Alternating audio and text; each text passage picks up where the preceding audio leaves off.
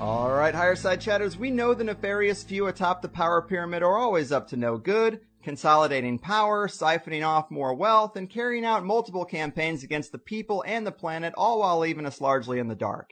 They've got a stranglehold on mainstream media, they're tightening the screws on alternative media, and the persistent truth seekers we have left have to explore some rather exotic options to try and truly get a beat on what's going on behind the curtain. But exotic options are just the sort of thing we like around here, and today's guest is the man behind one of these options I've been intrigued by for many years. His name is Clif, and he's the guy behind the WebBot project, a set of algorithms he's designed to crawl the internet for what's called predictive linguistics, which means interesting variations in the language which suggests what's going on in the collective unconscious that oftentimes results in a forecast of possible predictions. He also offers financial forecasts based off the WebBot data, which are purchasable at his website, halfpasthuman.com. Obviously, something like this isn't an exact science, but it's gotten a lot of attention when it's right, which is usually more often than not. And I, for one, can't wait to smell what the WebBot is cooking these days. Joining me for the first time, Clif, hi. Welcome to the appropriately named Higher Side Chats. Thank you very much. It's going to be fun, I'm sure. Yeah, man, it is a real pleasure. I do enjoy these WebBot predictions. I know you've been doing this for quite some time. I'm sure a decent amount of listeners here are familiar with your work, but in the interest of leaving no man behind, outside of what I mentioned in the intro there, how do you typically explain the WebBot and its mechanisms to people who might not be too familiar? It depends on if I approach it from a technical viewpoint or from the woo-woo viewpoint, because from the woo-woo side, basically what I say is that all humans are psychic. Most humans don't know they're psychic, but that psychic intuition pinging, so to speak, from universe has to come out, and so they leak it out in their language, whether they're aware of that or not, by which words they choose to use in specific instances, and I wrote software that goes on out and scoops all those up and tries to make sense of it all.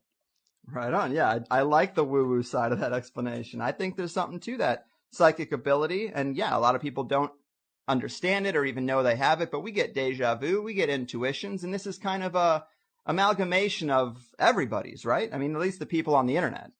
That's the theory. That's kind of the way it works, right? Because if you look at it, you know, you go every day, you get addicted to some behavior for some period of time. And so you get used to going to a particular gardening forum and discussing your petunias versus how, your azaleas and your zinnias. And then for whatever reason, all of a sudden you start talking about something else that's out of that context's usual associations for you. And that, in my opinion, is when one of these psychic impulses is trying to leak out. And so, for whatever reason, you suddenly start discussing how the zinnias are as blue as the logo on a particular maritime company you happen to be aware of. And I'm pulling this example just, it's entirely fictitious. But then 2 or 3 or 4 days later, you see that there's been a major incident involving one of that maritime company's assets, either a ship or a oil platform or something. And basically what was happening in those circumstances were that you were close enough to that actual event that the emotional repercussions of it all ripple through time, so to speak, and because of the way consciousness works, and your consciousness was trying to warn you, the only way it could, and so it leaked it out through what we call psychic impression. And it did so, changing your language, thinking you were smart enough to notice that. Yeah, man, I'm totally open to those possibilities. And you do have a real long history with this. Can you tell us about maybe some of the greatest hits to give people an idea of the validity or the accuracy? Oh, sure. There have been, the very first prediction I put out was stated that there was going to be, it was when I was using my lexicon and tuning it up, so I didn't have a lot of words defined. And so I was somewhat limited by what I could forecast at that stage. But I said there was going to be a military accident and it was going to cause this kind of problems and change life forever. And it would happen within the next 85 days. And the odds favored it happening within the first week or so of that 85 days. And my math was reversed on that part, okay, because in the last week of that 85 days it happened, and that was the attack on the Twin Towers in 2001. And so I published this out in July of that year. And then I got another hit, really good one, shortly thereafter with the power outage in 2003. And then Costa Concordia was a really good one. About 5 months before that boat went off course, I wrote the thing up as Blondes on Boats Causing Problems, an international ship of state, all these descriptors for a cruise ship with lethal ramifications of running aground and so on. And it was difficult actually to determine at the time whether I was looking at data describing an actual ship or the ship of state running into a bunch of issues because there were some conferences going on in Europe at the time. But it turned out that the Costa Concordia had the top 11 decks were named after the original EU countries. And it was actually run off course by the captain theoretically being distracted by this blonde passenger on the bridge, and he took her way off course to go look at this island and ran the boat aground and killed a bunch of people. And so we had that one out 5 months before. I've been able recently to tune it to where I can really predict what's going to happen with the cryptocurrencies. So I've been able to predict the rise and fall of Bitcoin with a pretty astonishing accuracy, especially over these last year and a half. It's an ongoing work in progress that is affected basically by the level of emotional excitement or agitation in the population as a whole. So these are obviously very fruitful times for me. Right. And man, it does seem like even when it doesn't predict a future outcome per se, it's definitely a good barometer for where the people's minds are at, what people are talking about. And maybe let's dive into where we are with this now. Since the economy does seem to be such a big part of the WebBot's predictions and also a big part of our lives, what are you seeing in the data in that regard? It doesn't look like smooth sailing ahead, does it? No, we're at one of those giant inflection points that occur sporadically through history that the chartists and the cycle forecasters in the Wall Street world use as benchmarks, so to speak, for like historical patterns. So you can say that we're in one of those periods of times that emotionally will resemble the French Revolution, which was the culmination actually of the economic impact of the Industrial Revolution disturbing the surf world that had existed prior to that and causing vast shortages as it was combined with the climate chaos and the loss of the wheat crops in Germany and throughout Northern Europe. And it ended up causing the French Revolution. And we're at one of those kind of times. Now, the French Revolution has to be kept in context because it was not alone. There was a period of revolutions that occurred, the Industrial Revolution, and then also the revolution within the colonies here in North America. There was revolutions at various levels throughout South America over the next couple of years. So it was one of those periods, and we're at that level of emotional intensity now. And what's leading it all off is the degradation of the financial system, the actual breakdown of the system that's based on what we call fiat or digital currencies that are issued by sovereign states and managed by small groups of people. Yeah, I mean, these are troubled times. The tension is palpable, no doubt. And I do know the Federal Reserve's Rockefeller Rothschild fractional reserve debt-based system of rule can't last forever, but they do keep managing to kick the can down the road despite the conspiracy world constantly crying wolf about collapse. How do we know this is more serious than the usual collapse paranoia we've heard from the conspiracy world for decades, really? Well, see, there's the thing. Collapse has been ongoing for decades. And we've been I think it's been 30 years that we've been progressing downward toward 0% interest rates. If you want to wrap your head around what that means, it means the very end of the welfare state. It means the very end of any kind of free money from any government agency. It means the end of the food stamp program. And why? Well, because there's no there's no debt-based gain to support those. So, for instance, the food stamp program has been paid for many, many, many decades by dipping in basically to Social Security funds and the vigorish that they were able to earn off of having some money in there. Now we've got a situation where even if you owned bonds, you're not getting any yield off your bonds. So you own a bond, that's fine, but you're not getting the 1 or 2 or 3% that you need at a bare minimum just to keep that service going on an annual basis. You have a debt-based asset that provides no return.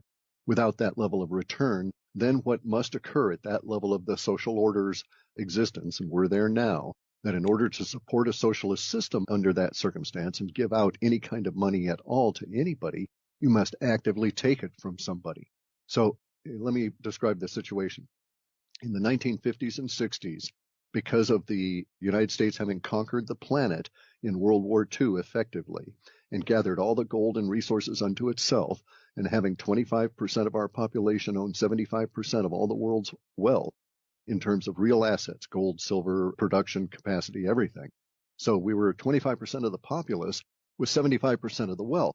Now we're 25% of the populace. We're actually less than 25% of the populace but we're at a point where we owe 75% of the global debt, and we own that as our supposed assets. So, for instance, the single largest asset right now on the Federal Reserve or the government's books is not land or any of that. It's student debt. All right. And so the student debt is an asset that we'll never collect. So how are you going to pay for a social program such as food stamps or medical needs for people when you try and collect on a debt that's not being paid? And beyond the fact that these students can't get work and thus pay the debt, and the debt is onerous and taken out under extreme circumstances anyway, we now have federal judges that have barred the even attempted collection of that debt, thus basically nullifying the asset, the largest single asset of the Federal Reserve and the federal government. So Fannie and Freddie Mae, or, the housing agencies within the federal government theoretically own most of the mortgages, and all those are broke and worthless, and they're not getting any great return off of those, especially as we're in this 0% rate environment where there's no yield. So under those circumstances, anybody with real capital, that is to say, people like myself that have worked for 30 and 40 and 50 years and have lived far below their means in order to save, even against this dwindling, this rape of the savers that has been ongoing by the reduction of interest rates over this past 30 years, even under those circumstances, it has been possible to work your ass off and pay off your debt and accumulate. Only now the very thing you've accumulated in, the dollar, is turning worthless. And so you must flee the dollar in order to preserve the capital you've worked so hard for over these last 30 years.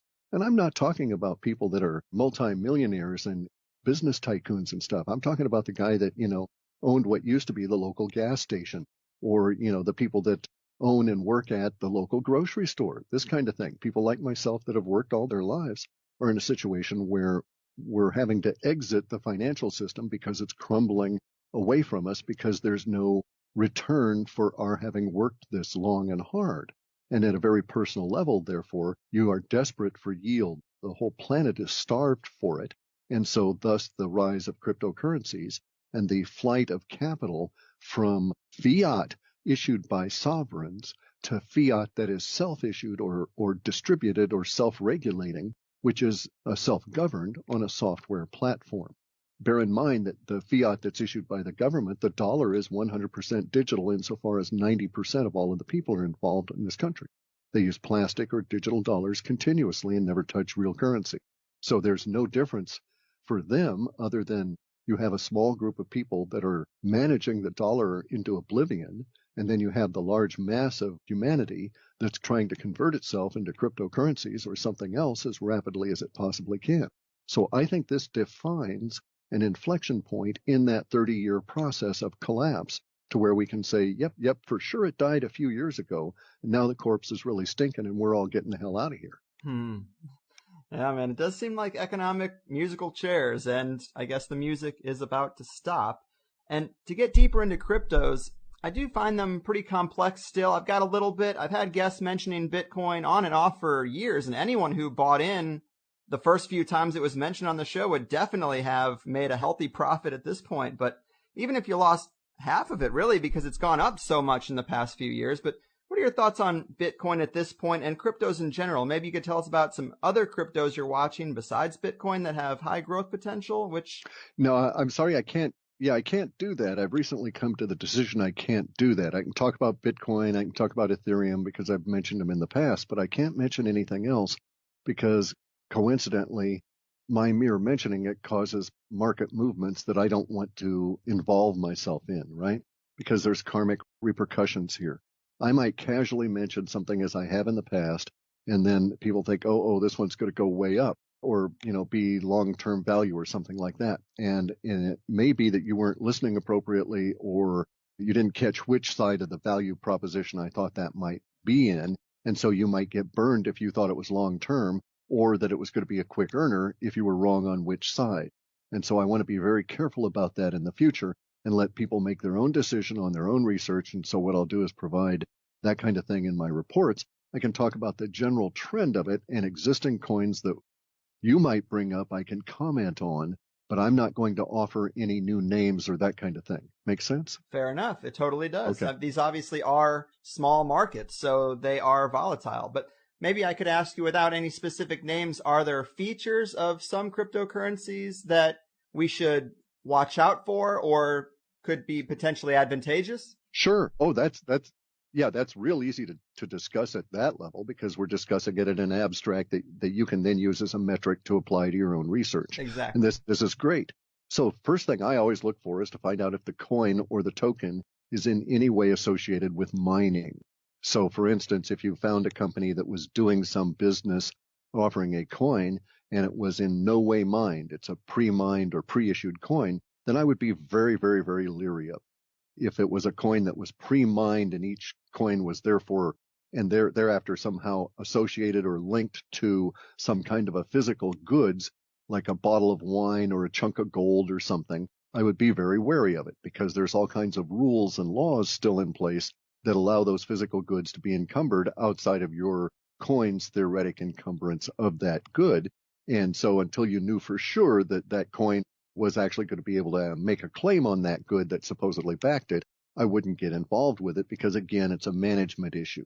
Now, I actually personally favor coins where you've got the most possible chaotic discussion going on in the forums that support the coins because I know that you've got a passionate community, you've got a bunch of programmers that are hell-bent on solving problems that are related to that coin or technical issue, and that there's real growth potential from this. They may not succeed, because they may be going at the wrong niche or the coin itself may never get quite caught on. It's too early, too late in the process or something. But in my personal opinion, such chaotic forum discussion kind of things around coins or tokens, those areas are much more likely to be long-term than are individually managed, even in corporations or consortiums, pre-mined or non-mined coins.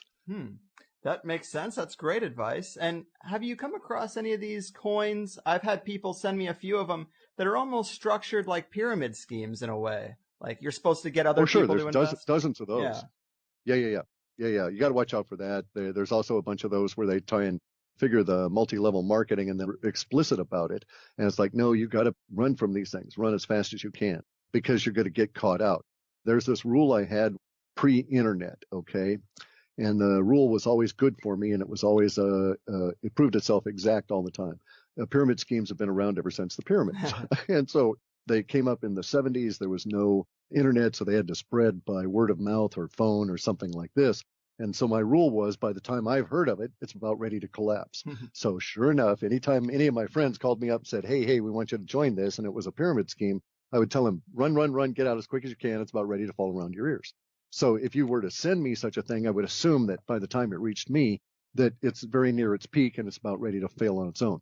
As we're talking now, I recently ran a scan and I was able to find 862 things I could identify as a crypto coin or a monetized token. And so that's more than there were yesterday, but a lot of those that were there yesterday are not there, and they've been replaced by new ones. It's going to be this way, and it's going to be chaotic for a long time. This will offer a great many people over a number of years a chance for a good potential for profit, but also a good potential to really crap out because they picked the wrong one because they didn't do any research on it. So I expect that there will be a larger number of people crapping out than profiting. So if you're going to aim for the former of crapping out, you got a good chance of being able to do that. But if you're going to aim for the latter of trying to make some money at it, you're going to have to really do some research and sharpen your brain on it. It's not really that difficult. It's just simply work. Mm-hmm. Right. Great advice. And people out there, be careful, but don't totally avoid it because I do think this is the future in a big way. Oh, well, look at some of the things you can do about it. Okay, so let's look at some of the really cool stuff. We have Bitcoin, which is a method of exchange between the two of us. It's also a store of value. It's also a currency. As a unit of currency, we can break it down infinitely. We can also smush it back together again so that we can build it back up. It stores easily. You can take it with you, and it has all these really cool things, and it's encrypted. And it's sort of anonymous. And then we have another thing that also runs on a blockchain, which is called Ethereum.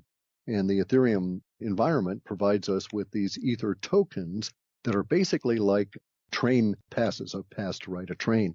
Because on the Ethereum platform, the Ethereum coin is not only a store of value, it's not only a medium of exchange, it's not only a currency in that sense, but it's also a fungible good that you can smush together and break apart again as you need to. And it's also a consumable good in that you can use it to power robots on the Ethereum platform that then allow you to make money off of it. Now, I'll give you an example in half a second. These robots are made by writing software that is run through these compilers, and it's usually in a language called Solidity. Do it online on free Solidity compilers. Teach yourself how to do that. Or you can, get plugins to Visual Studio from Microsoft even, that kind of a thing. And you write these little robots, and what they would do, I'm going to write one in the process of it now. That's going to be a kiosk. And what it's going to do is to take the information I do from my research, and it's going to put it into a format that I can put into these robots and release into this Ethereum platform. Now, bear in mind, my customers are going to interact with this kiosk from a web page. So they're not going to see any of this stuff behind the scenes. But what's going to go on behind the scenes is that they'll pop into the web page to buy one of my reports, and it'll say, what currency do you prefer to deal in? And it'll offer a whole plethora of choices, because basically my currency choices are going to be limited to what I can exchange them for, ultimately to reduce them down to Ethereum or Bitcoin in the process of the robot. But I don't care if it's any of these other coins that we might mention, as long as it's still trading and had value and we could compute it out to the cost that the robot can do this math. No worries, it'll accept it. Then it'll instantly change it for whatever. And it'll do all this and I won't have to mess with it. So basically it's the lazy person's way to sell things, because then I'll put my information in there. And this is the beauty part that I really like, is that I'll put it in there in a format that'll make it very easy for the machine to say, what human language do you want to receive the information in? And then it'll provide them with a link to a translated version of the information. So if you want to see it in Korean, no worries. You can purchase and buy, and the whole experience will be in Korean. And if you want to use a particular coin, the whole experience will be in that coin, and it'll be transparent to you. And it'll be transparent to me, because all I'll have to do is design the interface once, plug the robot into the back end, and let it loose. Beautiful, man. Sounds like you're onto something. Well, yeah, it's not just me. I mean, there's millions and millions of people out there that are doing this sort of thing. And the cost of entry is very low.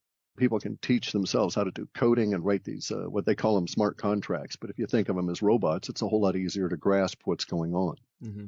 Yeah, there's a ton of potential out there for people who are paying attention and getting in front of it rather than waiting for it all to smack them in the face. Well, there's also, I get real examples all the time. So just one more real example here. I got an email just the other day from a guy who's been able in the last week, I think it was, to pay off his student debt and his car loan based on following some of the advice in one of my reports, or one of the guides. I don't give advice. And he was able to purchase the currencies and sell them out the appropriate time, and then converted them to dollars and went and paid off these two major debts. This is such a unique time in history that had this time not existed, had cryptocurrencies come along, the odds on this man being able to achieve that at his age, are infinitesimally small. Mm-hmm. Yeah, we should definitely look at the positives in this era of change.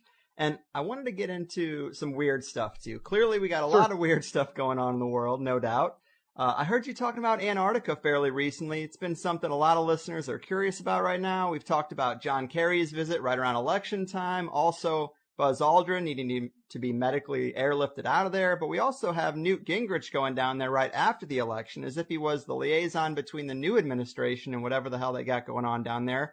Based on the few clues we do have, can you tell us more about the goings-on in Antarctica? I can give us some more clues, okay? There are some areas that I haven't formed conclusions on yet, but we have more clues. The Newt Gingrich thing, I think that's precisely what it was that as the new administration came in, they had to have a new ambassador to whatever the hell it is that's going on down there. And some of the other clues we've got now include a big ramping up of the number of jobs that are available, the amount of money being put into the corporations that are down there, the number of corporations that are now allowed to do business there, the amount of passes that the military is handing out to the number of people, and so on. So we're looking at a ramping up of a very major operation. There's hints that very large tracts of land in Australia are now being prepared for something. There's also hints that port areas and coastline in New Zealand is also involved. Then the hints come in the form of corporations that are making movements in the acquisition of land and other facilities. And also the importation into Australia of electronic gear and this kind of thing, and basically what amount to new cargo routes. So something is up. The ramping up level may yield an order of magnitude increase. We just don't know. It's currently ongoing.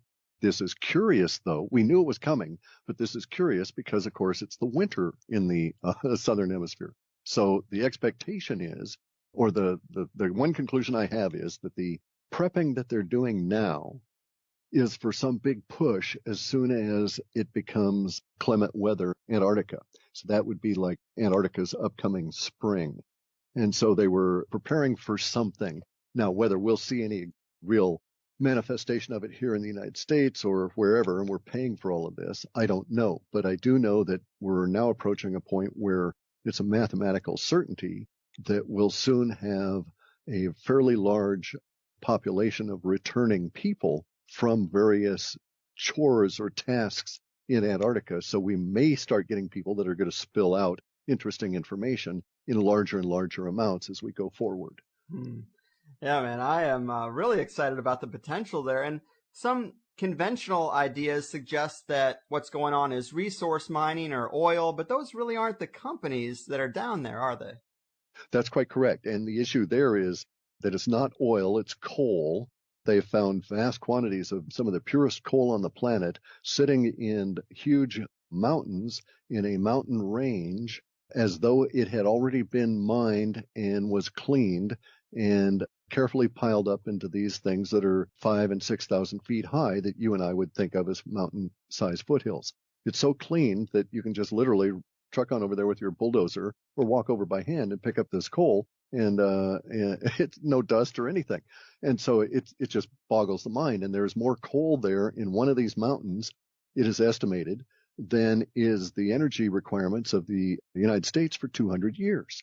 All energy requirements, not just electricity, but also the ability to convert coal to oil. Even inefficiently, we'd be able to have all of our energy needs completely covered by the really cool coal out of Antarctica. But that's not what's got them all excited, because as you note, it's much more high-tech companies that are down there and not people that are going to be buying a lot of Caterpillars. Right. I've obviously heard Boeing, but then I've also heard you mention SAIC is down there, which we've talked about them before. Apparently they're at the center of a lot of UFO stories, and also seem to have worked and tested out some exotic electronic harassment technologies here in San Diego, according to a book by Robert Guffey. But this is a major indication that this might be UFO or alien related, potentially, right? I think so, personally, and I also found it very curious that it's not simply SAIC. Now, what actually occurred was that SAIC took its core divisions that had been there ever since its UFO inception period in the 50s, and it took those core divisions, and they've been repurposed under a new corporate name. And all the other, basically it was SAIC, which owns all this other crud and is involved with all these other kind of things, took its core central function group, rebranded it as Leidos, and has given the rest of that stuff off to another subgroup to deal with, and has now focused their core science group on Antarctica. And this is a huge shift, because throughout the 50s and 60s, these people were involved in contracts for the federal government almost exclusively, or some other subcontractor of the federal government. And insofar as we were able to determine, perhaps as much as 70 or 80% of it was all UFO reverse engineering stuff. Yeah. And now they're focused on Antarctica. That's definitely something to look for. I mean, there's also that picture going around of the UFO in the ice. I'm not sure if that's legitimate or not, but do you have any thoughts on that? No, it's actually not. It's a lake. The photo's been reversed top to bottom in order to cast the edge of the lake as the edge of the spaceship. Okay. Now here's the thing. Okay, so let's get into some deep woo-woo here for a minute, all right? Yeah. So I'm doing my work, let's say 2012. I mean, I've had Antarctica stuff in my data since 2003 or earlier, and have been reporting on it ever since then. Well, actually, since the very first report. But it showed up with seriousness around 2003, and it grew for a number of years, and then it just almost sort of vanished. So no real reports of it through the, say, 2007 through 9. And then it starts getting ramped up again. Well, around 3 or 4 or 5 years ago, I started getting this ramp up of Antarctica being associated with all of these very high-tech company names, and then also with industry as well as scientific devices.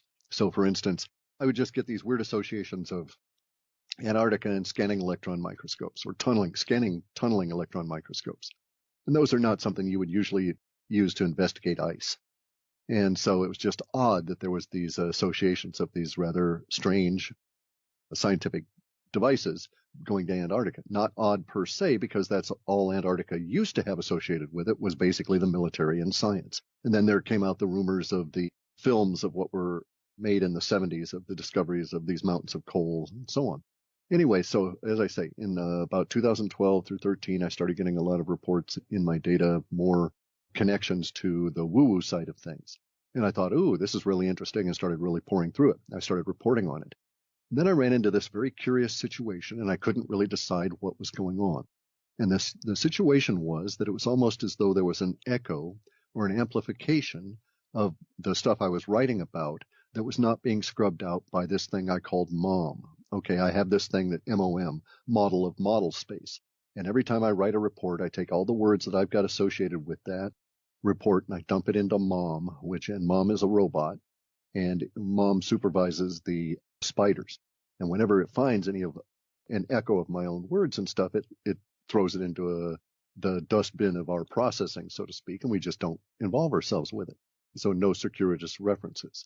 Because I ran into that with the very first report I did in 2001, and it took me like 6 months to overcome the problems caused by people reporting on my own work showing back up in the next run. And so I finally was able to come up with MOM and work that out. And then MOM started, I thought, running into some serious issues in 2012, 2013 realm. Oh, no, excuse me, that would have been 2014 and 15. Very end of 2014 and into 2015, I started getting more echoes than I was used to and having to slice out and do more manual editing on some of the woo-woo data coming in for the Space Goat Farts entity. And a lot of that was Antarctic-based, and I was somewhat disappointed because I was throwing out a lot of data that I couldn't tell if it was good or bad. But I didn't want to be bringing up anything that was spurious, especially if it was a repetition of words I'd already put out onto the internet, and thus I would magnify the effect. And long story, and eventually it comes down to me having to write all these extra chunks of code and put in stored procedures and triggers into my SQL database to catch all this stuff. And I finally realized, well, geez, this is coming at me from all of these different directions. And I realized that this past year, and I made some attempts to figure out what was going on by putting stuff into my reports in particular ways that I thought would interact and cause certain repercussions in these echoes. And sure enough, it did. And lo and behold, I was able to source the echoes, and it turns out to be this marketing group behind this individual by the name of Corey Good. And what they were doing was, and causing the problems for me, was they were reading my reports and echoing the words back out into their own audience and into their own marketing stuff. And it was showing up in context that I was not prepared to see my stuff show up in. And so I didn't have filters already prepared for it, right? And so MOM was not able to catch it. Some of it was coming through and causing these amplification of certain emotional things that were all out of whack with everything else that was coming through. And so I saw it building, and then I started, okay, this is interesting. Now what I needed to do was, as I say, perform that experiment.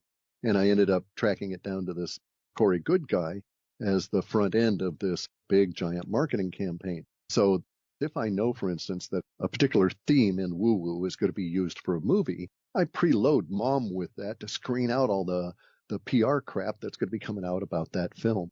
And so if we had, for instance, alien giant mushrooms in a film coming, well, I preload MOM to screen out any of our data that was related to alien giant mushrooms over this period of time, because very likely it's part of this. But if it showed up 2 years later, it might be your mind trying to get you to think about this old idea you had in order to get new information out. So we've got to be careful about that. Sort of makes sense? Yeah, it definitely does. Anyway, it was a pain. It was a royal pain and all kinds of stuff. And I've got to retune the lexicon, which brings us back to the Antarctica stuff, right? Because I've got tons of it. I'm reluctant to release any of it anymore because these bozos are out there causing me problems with amplification around this subject specifically. And I was able to amplify them up by putting in stuff in the reports, and then 1 month after the next, accurate data. I mean, data that showed up in my processing.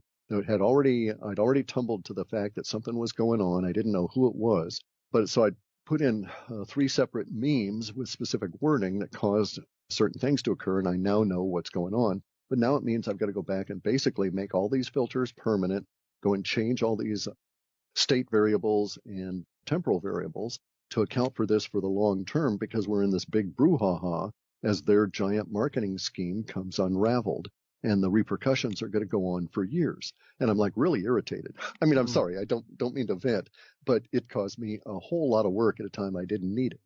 Oh, I get it. I mean, personally, I've always liked the idea of a hollow earth or beings below the surface. And because I always say that, a lot of people have been pointing me to Corey Goode and David Wilcock because of the super sensational tales they've been talking about, which do tie in to the hollow earth. But I find it to be a bit too sensational, which some people might think that's a catch-22 based on some of my previous guests, but I still do. And I mean, you have made a pretty big splash being very vocal about thinking the same thing, which I'm right there with you.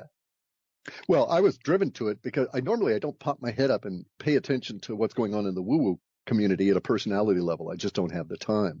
So it took me a while to tumble to these guys, and I didn't realize they'd been out operating at this confidence game for over a year. And no wonder I'd had problems for over a year, because you wouldn't believe where I was getting this stuff from. Gardening forums and, I mean, even deep military stuff that anyway, even on the dark web, this stuff was showing up.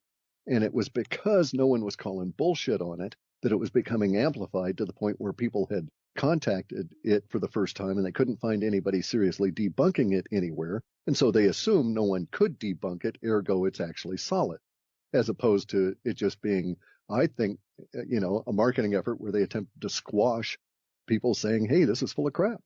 Mm-hmm. Yeah, man. And I guess since we're kind of on that subject, let's talk about our place in the universe a bit, because you do describe the sun and moon and space all pretty differently than it's presented to us in school and in the mainstream, which isn't surprising. We've had a lot of guests break down many different ideas, but can you talk to us about your model a bit, where you see the sharpest breaks from the traditional teachings when it comes to our composition here? Sure. A lot of my stuff comes from some work that was done by a bunch of Hindu mathematicians in the early 1900s, say late 1880s through 1940s or so. And they discovered by thinking and performing some thought experiments as well as some physical experiments that we can all perform ourselves, that we don't have a heliocentric solar system. So our solar system, for instance, we're not orbiting, nor has the Earth ever orbited around the middle of the sun. Okay, we don't orbit, it's ecliptic, nor does any planet. And this can be easily proven to ourselves, because if that were true, we would only ever be able to observe most of the other planets very, very, very infrequently, because the light of the sun would obscure them and ourselves from being able to see these other planets. We'd never be able to see any of the inner planets except for when they crossed between us and the sun and they would show up as a black dot. We would only be able to see those outer planets that happen to be directly behind us in a cone that's approximately 18 degrees wide, that it would basically be the area that would be shielded by the light from the sun if we in fact orbited around the helios, around its ecliptic. So we actually trail behind the sun because the whole model of the universe is comets. We know our sun is moving, it's progressing in a direction. We don't have any idea of the direction it's going, north, south, east, west. It's all meaningless in space, but whatever direction it's going, it's moving like at over 7,000 kilometers a second.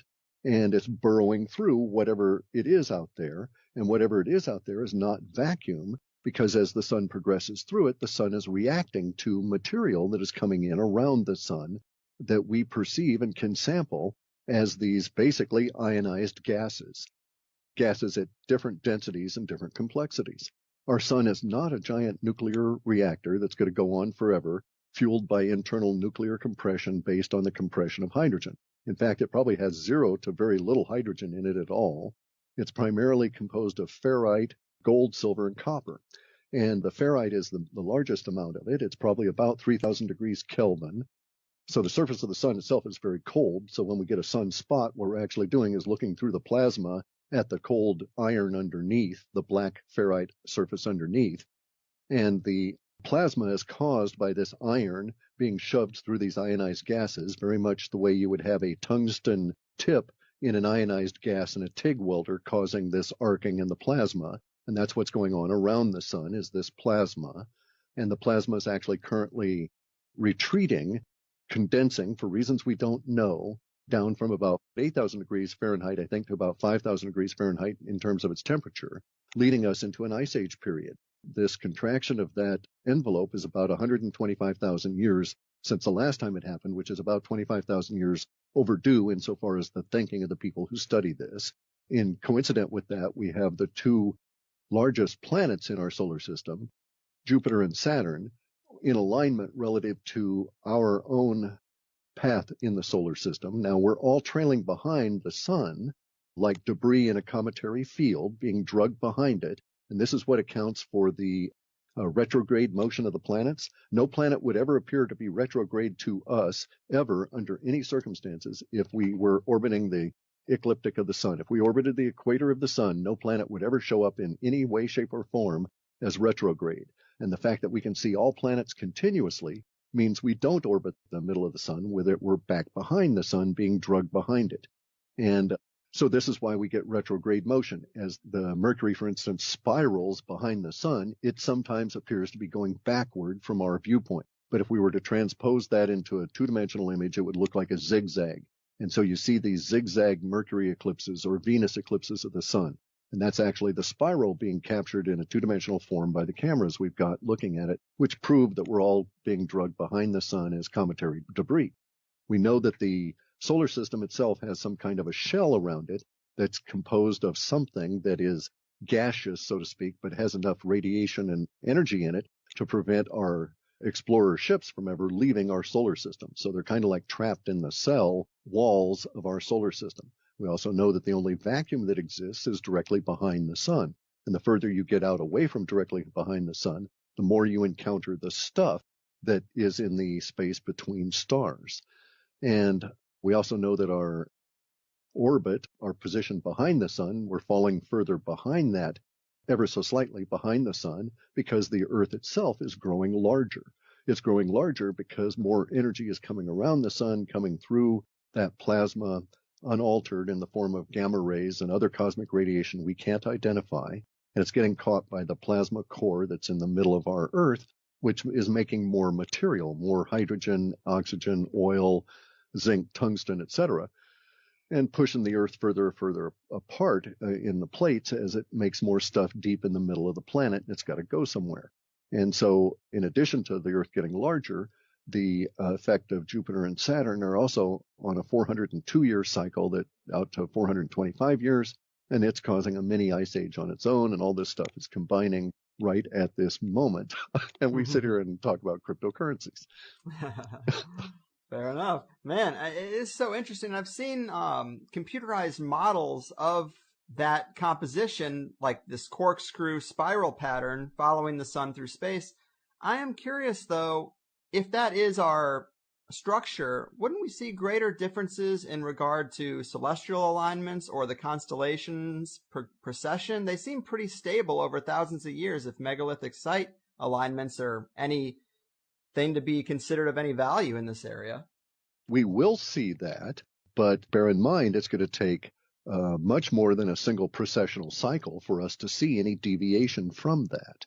So, for instance, it would take perhaps 200,000 or 300,000 years, maybe 10 precessional cycles, maybe 260,000 years to see even a 1% deviation caused by the position of the sun moving relative to some huge fixed star, North Star, et cetera, et cetera. I mean, it takes millions of years for us to shift from one pole star to the next, and it has occurred. Vega used to be the pole star. Right. So, now we're in Polaris. And so, in fact, we do know, though, that this has impacted humanity. How do we know this? Well, if one looks into certain aspects of archaeology, you can find that seafaring peoples, both on the Atlantic and into the southern oceans, and in the Pacific and into the southern oceans, specifically the southern oceans, noticed changes in the navigational stars and made note of these changes about 4,500 years ago. And it was over the course of about 800 or 900 years that change occurred.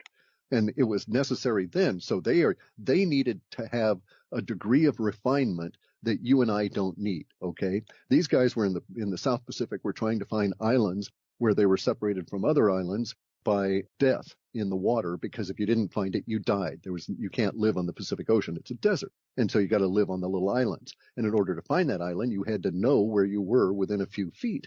And so their navigational stars had to be really precise at a level that the pole star per se doesn't have to be, or any of the other ancillary stars. So most of us are not going to be aware of the continual nature of these changes that are going on.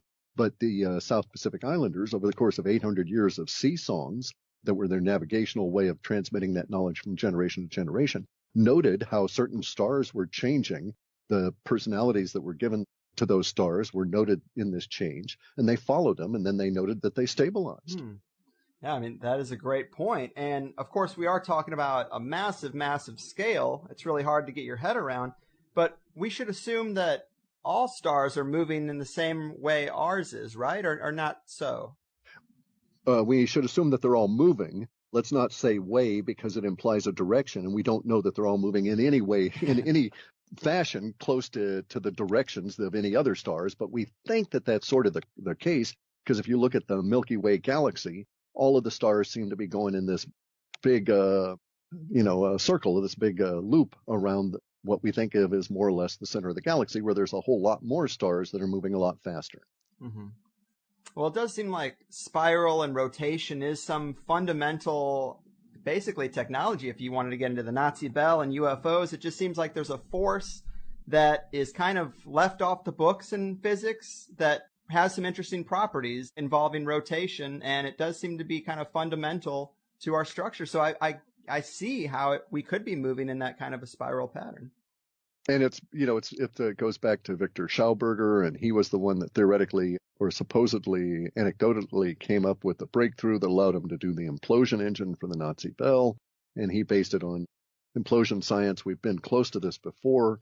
A guy by the name of Keeley in the U.S. in the 1800s built these implosion devices, not internal combustion engines, but internal implosion engines.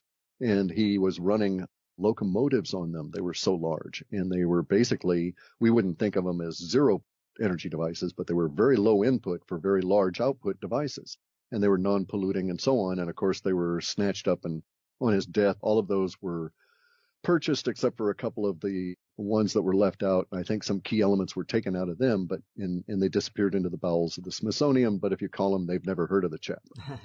Of course, we've heard that before. Right. Right. So is it your contention that the moon is the one body that is in an actual true orbit around something? No, I mean, we have stuff orbiting us behind the sun, certainly. What's interesting about the moon is that it's always self-correcting its orbit. Right, that's kind of what I was getting to. It is correct. It's always correcting its orbit. Whether it's doing it or it's being guided is open to question. Yeah, that's exactly what I was getting at. I mean, I've heard the moon is artificial. I've heard the moon is hollow. Hollow seems a little bit easier to quantify than artificial, but I'm not so sure. Do you think it's possibly more of an ancient, abandoned observation craft, or do you get any indication that it is still active? I guess this correction would indicate some kind of activity. Yeah, it's ancient. We know that the debris on the surface of the moon is older than anything in our solar system. The likelihood is that the moon was brought here. We know it's active.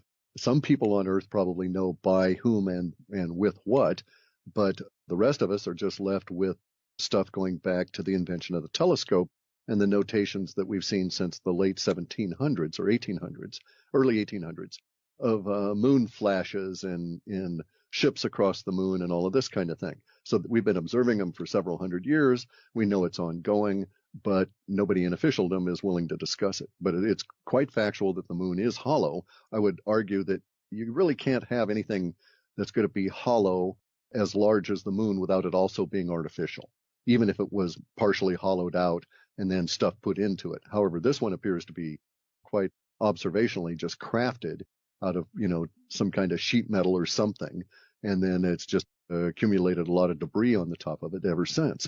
And, the whole idea of it ringing like a bell every time we hit it with anything from down here is very interesting. And especially since it took 5.5 hours, the time they popped that little tiny bomb off on it, 5.5 hours for it to settle down.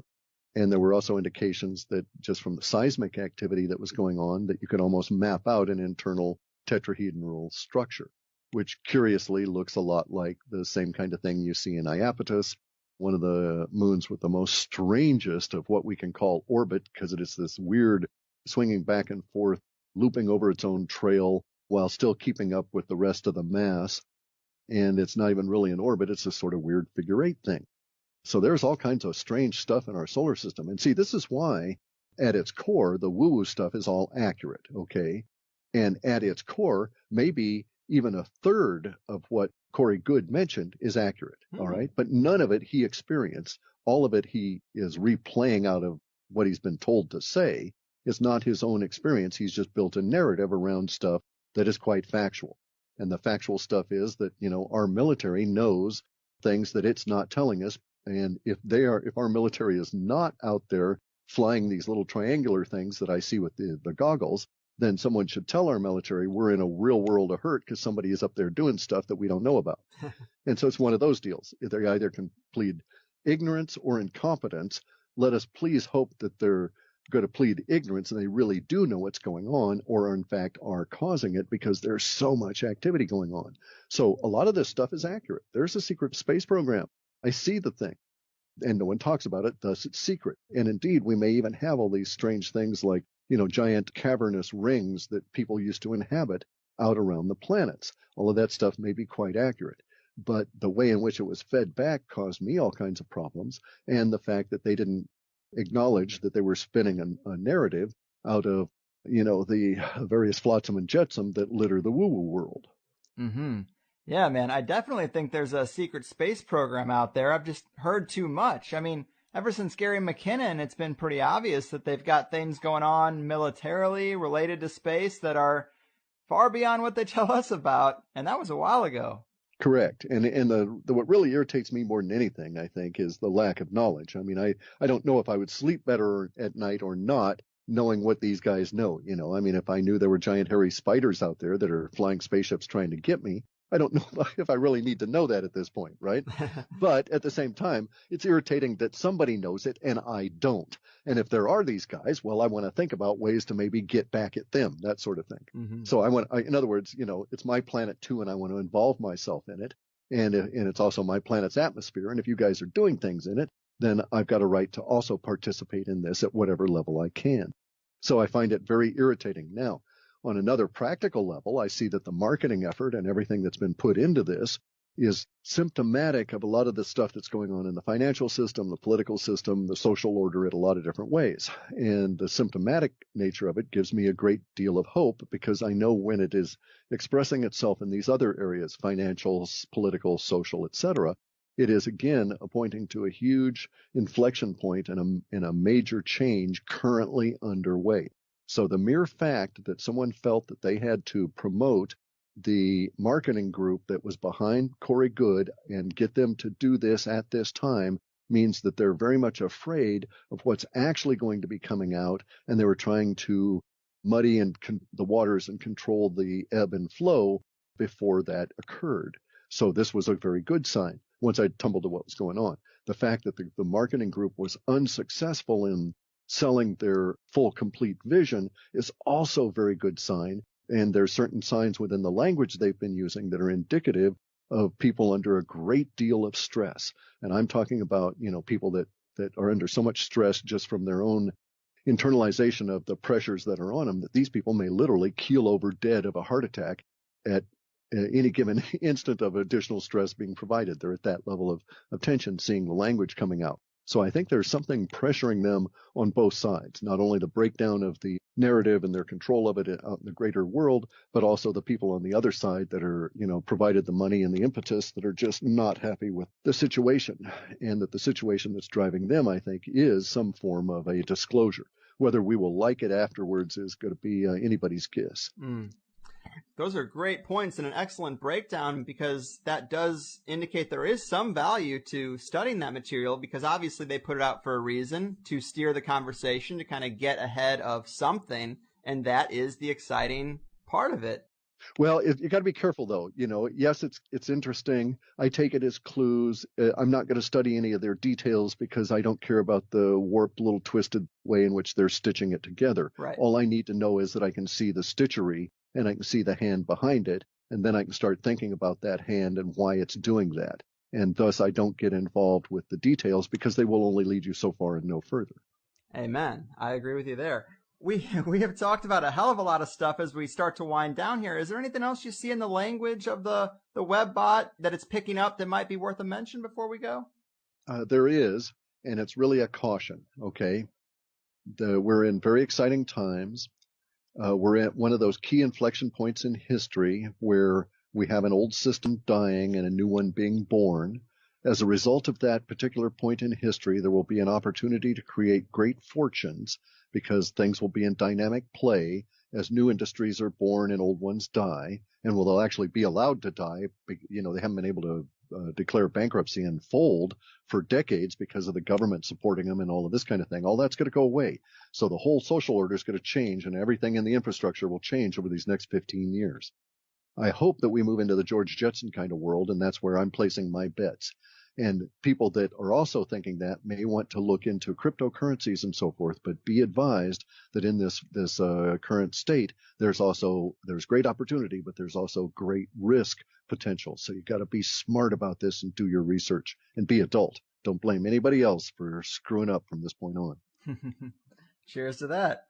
Man, well, Clif, I could bounce questions off you all day. I really enjoy your videos. I think the WebBot project is fascinating. I think your perspective on a lot of stuff is enlightening. Really glad I could get you here. Hopefully we can do it again in the future. Before we really go, remind the people where to follow up on what you're doing and where they can get the reports you put out or anything else you might want them to know. Sure. You can go to halfpasthuman.com and pick up our reports. I ran into a wrist injury earlier before summer, and so I'm only doing the crypto reports at the moment, trying to let that heal. And also that's where all the action is, and I couldn't do both and put a lot of effort into the crypto, which is required. I'll be doing that for at least the next few months as we enter into this period of time. So halfpasthuman.com and then on Clif High channel on YouTube. Boom. Right on. Well, thanks again, man. It has been a real pleasure. Keep doing what you do and take care out there. Okay. Thank you much. You got it. And boom goes the dynamite, people. Clif High. So glad I could finally get Clif on. I've been interested in his WebBot predictions for a long time. I think predictive linguistics is a really interesting concept. Nobody said it was going to be an exact science, but I think it is just another item to add to your basket of things worth considering. And I'm really glad we got to spend some solid time on Antarctica and get a little deeper on that than we've really been able to lately. I don't think he mentioned it here, but I've also heard Clif say the areas that the Nazis supposedly claimed and called New Schwabenland, these areas are airbrushed out on Google Earth when you really get down into it, and that's pretty interesting.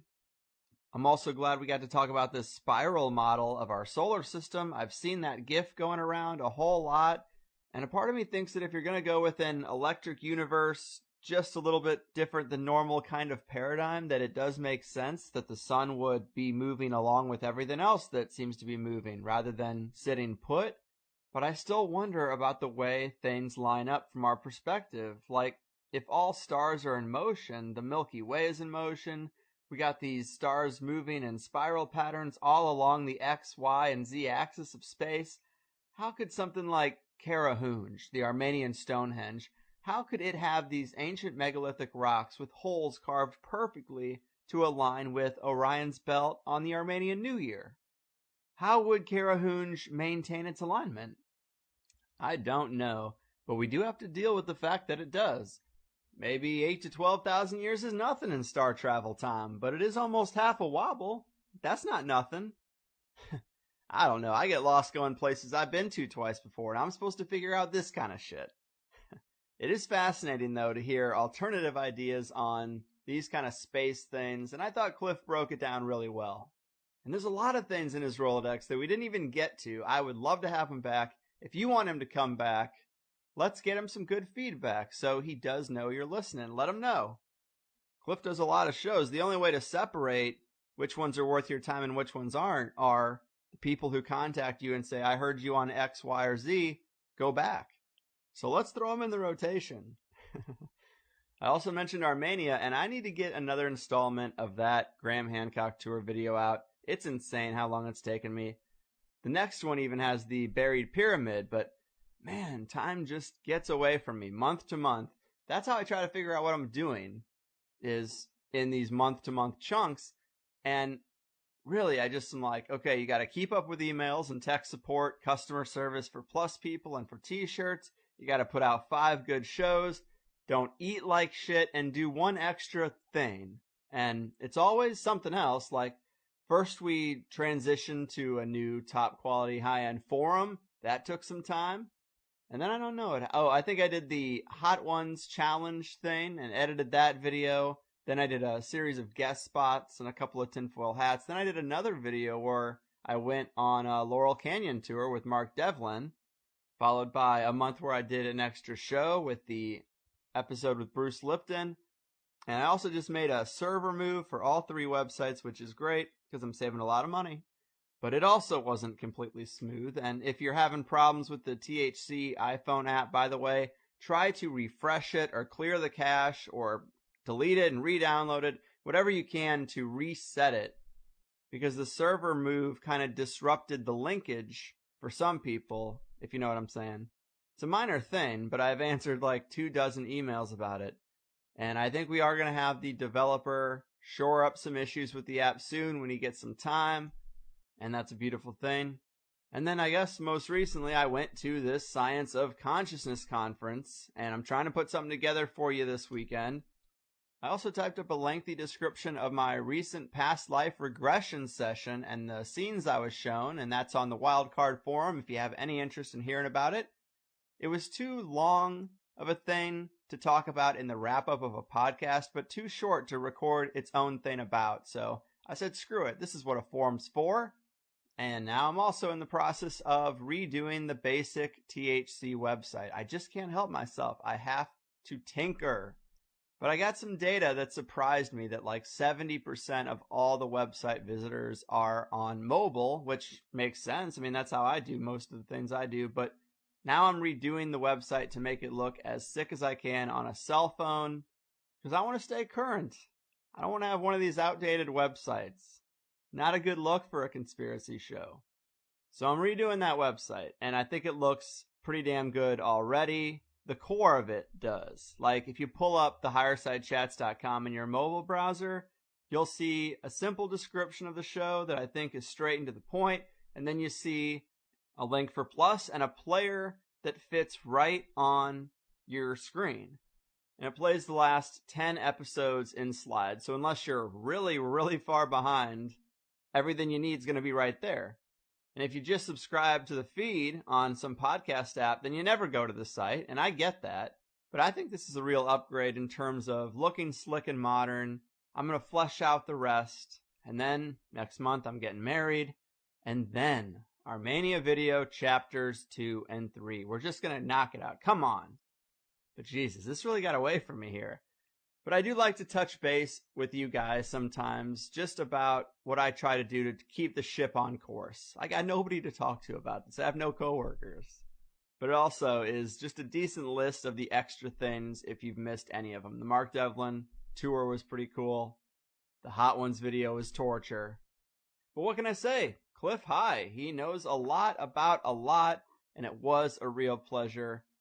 As any regular listener knows, we do that. Subscribe to hear the extra hour model, $5 a month, 5 shows a month, plus occasional extra stuff, and lifetime access to the forums. A nice and simple model that doesn't really rely on AdSense or Patreon, but is a little more under my control, which I think is a godsend in these troubling times. In the Plus show today, we talked about the Mandela effect and the prospect of CERN and deep state time memory manipulation projects in action, quantum computers, the likelihood of exposing those cannibalistic, blood-siphoning, child-abusing aspects of the elite, and the possibility of using any and all types of disclosure to keep those last few cards off the table. It seems like we could be getting into an era of very interesting cat and mouse with some of these things we've been speculating about for a long time, but we also talked about the 4 categories of alien races out there, and Clif's thoughts on Martin Armstrong and his Socrates program's economic models compared to his own. Both are predicting a steady and consistent decline in the Western world, so we'll see. And we got into some tips and tricks for navigating the rough economic road ahead, and how to get creative with it, internet censorship, and that alt media crackdown, and the AdSense undercut that so many people have been talking about. A lot of THC guests recently too. So, all good stuff. TheHigherSideChatsPlus.com.